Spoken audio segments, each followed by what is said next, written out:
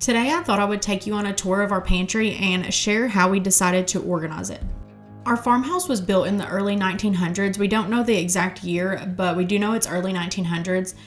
The house sat abandoned for 5 years before we bought it, so there was animals and things living in the house, so the kitchen ended up having to be completely gutted, and we loved the corner pantry that was originally here, but it wasn't going to work with the kitchen layout, so we ended up moving it to this corner. When we shared that we were going to be rebuilding the pantry the exact same and doing a corner pantry, a lot of people were concerned that we wouldn't have enough storage, but we have found that we have more than enough storage, and we actually changed the shelving, so there's actually 2 extra shelves in this pantry. As you can see in the original pantry, the first shelf started higher up and the third shelf is the top shelf that you see. So they stopped it at the top of the door instead of taking it all the way up to the top of the ceiling and utilizing that space also.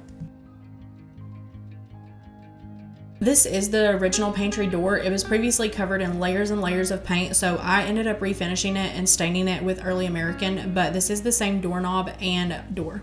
On the bottom shelf, we decided to put the canned food that we have done ourselves, and we have a ton of it down in our basement, so as we need it, we're just going to bring it up from the basement so we can start using it. And I always get a ton of questions wondering what is in the jars, so I'm just going to go ahead and do a quick run through of that. Starting from the left, we have tomato juice and crushed tomatoes, barbecue sauce, chicken broth, green beans, potatoes, pinto beans, peaches, pickles, and then baked beans. In the half-pint jars, there's grape jam and jelly, chicken, pork barbecue, corn, salsa, there's bread and butter pickles, and then zucchini relish. You'll notice that some of this is from 2020, and as we open it, we just check and make sure that it's still good, and what we've opened so far is we don't have very much store-bought canned food in the pantry right now just because we do need to use this up. That way we can start canning our fresh stuff this summer. But when and if we do end up buying store-bought food, it'll go on this shelf in place of the canned food.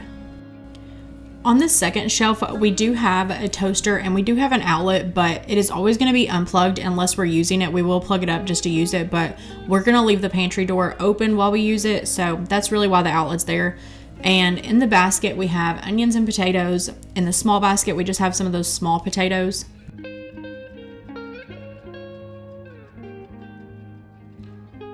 In this basket for now, we just have an extra bag of seasoning that I didn't have room for in a jar. And then this is where we do keep some of our store-bought food. Like I said, we don't really have much right now, just because we do need to use up the canned food that we have canned ourselves.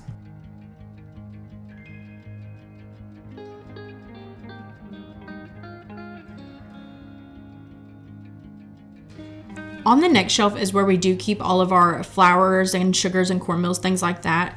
And we do keep them in these glass containers because we get bad meal bugs here. I think the technical term for them is weevils or something like that, but they're just itty bitty bugs that get in any grains that you leave open. So we have to take everything out of the paper bags that it comes in from the store or plastic, and we have to put them in glass containers. Eventually, I would like to get all these seasonings out of the pantry. That way there's a little bit more room in here for other things.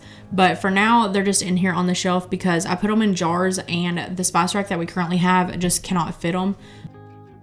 But I do prefer to use mason jars just because the spice jars that you can order off Amazon or just other websites, they're usually 4 ounces and typically they won't hold an entire jar of spices that you buy from like Walmart. So I just prefer a jar because it can hold the entire bottle.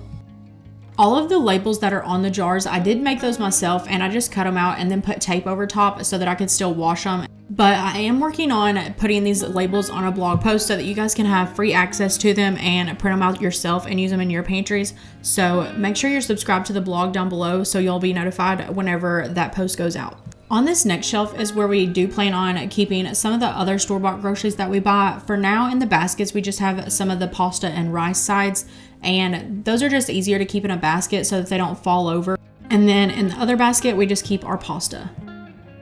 You may notice that some of the inside walls of the pantry are not finished being painted on the back side, if that makes sense.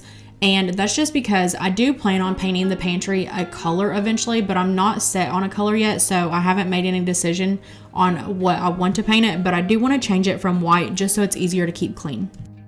The very top shelf is kind of hard to show, and it's because it goes up past the ceiling of the opening of the pantry. So up here we just keep an air fryer, a crock pot, and then one of those glass drink dispensers, but we still have plenty of room to put other things.